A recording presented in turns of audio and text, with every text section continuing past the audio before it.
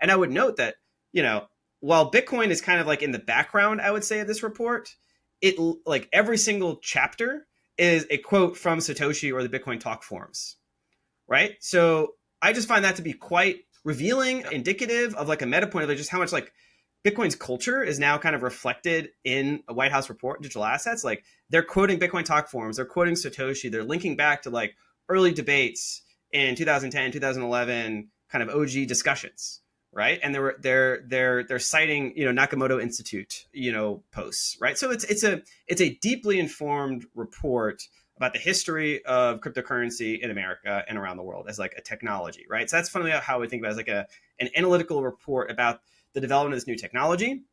But they're fundamentally like, they're not Bitcoin maximalists, right? By any means, right? They're surveying the development of technology to have a good chart that basically shows kind of the timeline of the different eras of Bitcoin and the emergence of digital assets, based off of Bitcoin, and then kind of the explosion of different protocols and booms and bust cycles, FTX collapse. They kind of give a history of that.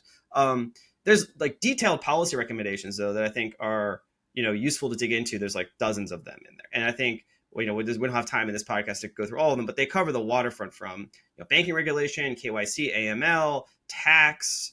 Basically it's a set of marching orders across the federal government to say we've done an inventory of like basically all the ill-fitting clothes around digital assets, that are in place, and we need to basically bring in a serious group of tailors to go around and sort of resize the sort of policy and regulatory kind of clothing to fit to this new era, right? That's basically what this report is.